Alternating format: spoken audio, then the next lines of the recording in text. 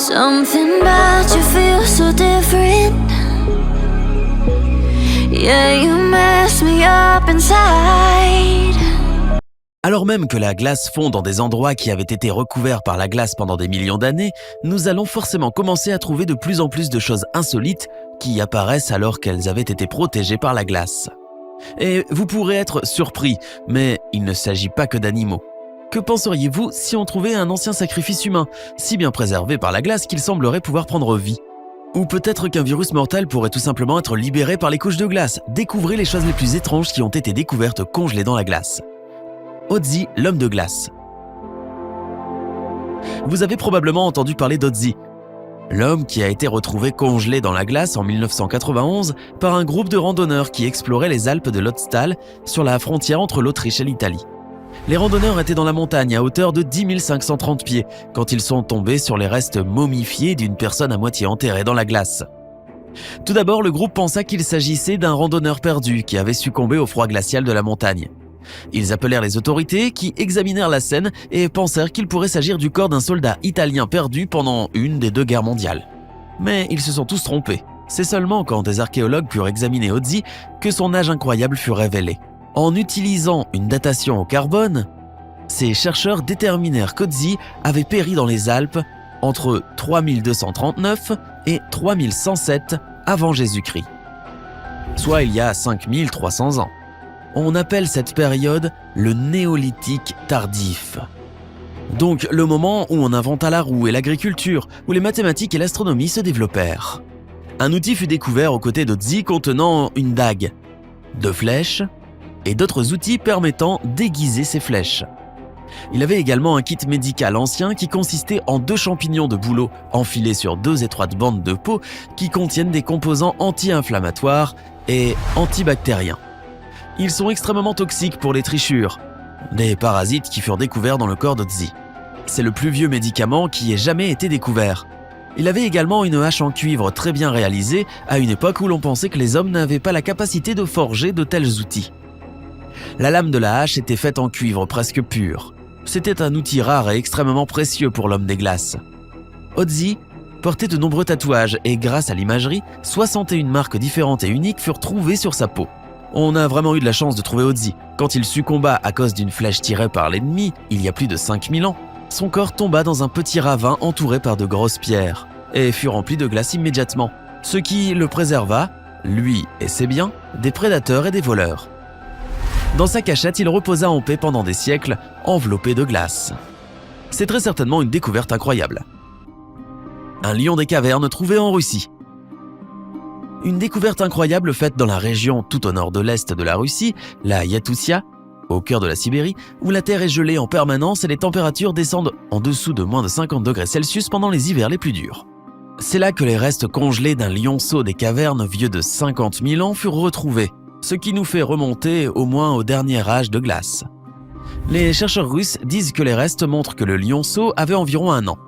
L'espèce des lions des cavernes s'éteignit il y a environ 10 000 ans et seules quelques traces et quelques os ont été retrouvés. Ce nouveau spécimen est si bien préservé que l'on peut voir que son visage et sa tête reposaient sur ses pattes. Les restes étaient en très bon état, si l'on considère son âge, et puis il était si bien préservé, on peut espérer que ces restes puissent être utilisés pour ramener cet animal à la vie en le clonant. Cependant, il y a un gros débat sur le fait de ramener des espèces éteintes à la vie dans la communauté scientifique. S'ils finissent par le cloner, vous en entendrez certainement parler. Devrait-on ramener à la vie les animaux qui sont éteints ? Dites-nous ce que vous en pensez en commentaire. Des virus mortels.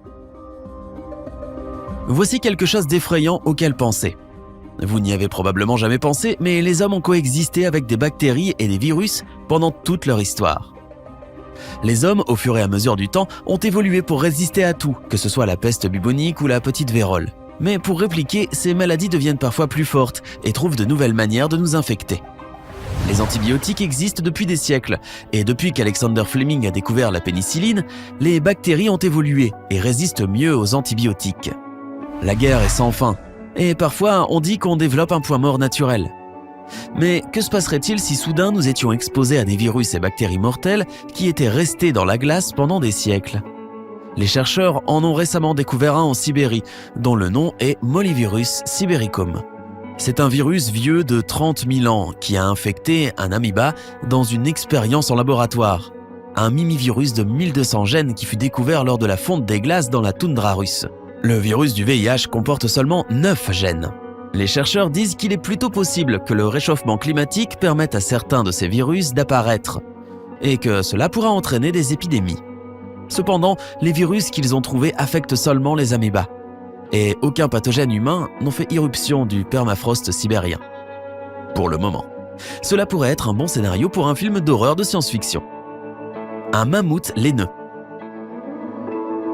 La Sibérie va être un endroit de découverte pendant des années grâce au réchauffement de notre planète. Un garçon de 11 ans se baladait près de sa maison, dans la péninsule nordique de Taimyr en Russie. Et il est tombé sur les restes congelés d'un mammouth laineux. Il marchait près de la rivière Yenisei en août, quand il a senti une mauvaise odeur. Il regarda ensuite vers le bas, puis vit les talons du mammouth qui dépassaient de la terre. Il alla ensuite chercher ses parents, qui appelèrent des scientifiques.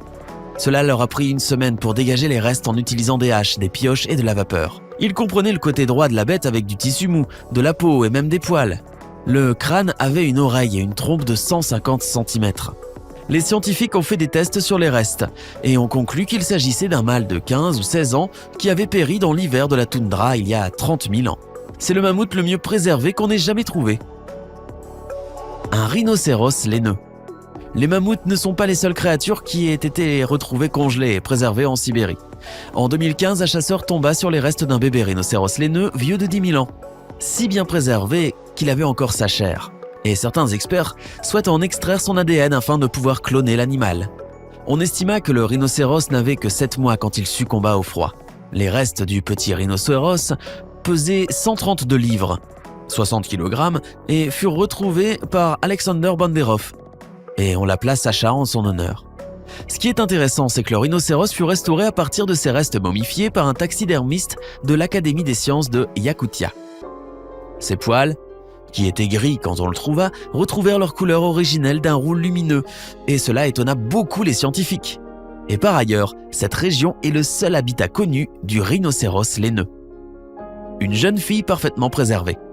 L'une des choses les plus incroyables qui ait jamais été découverte dans la glace, c'est cette momie vieille de 500 ans d'une jeune fille inca de 15 ans. L'une des raisons principales, bien sûr, c'est l'état de la jeune fille. Elle était si bien préservée qu'on aurait dit qu'elle pourrait ouvrir les yeux à tout moment. Depuis, on l'appelle la jeune fille. Elle fut un sacrifice inca. L'une des choses intéressantes avec son sacrifice, c'est que l'on s'est rendu compte que la jeune fille souffrait d'une infection bactérienne des poumons au moment du sacrifice. En gardant cela à l'esprit, elle et sa famille pensaient peut-être qu'elle avait une maladie mortelle. Et elle devint un sacrifice volontaire et absorba ainsi des substances mortelles. Cette histoire donne des frissons dans le dos, si vous voulez bien nous excuser le jeu de mots.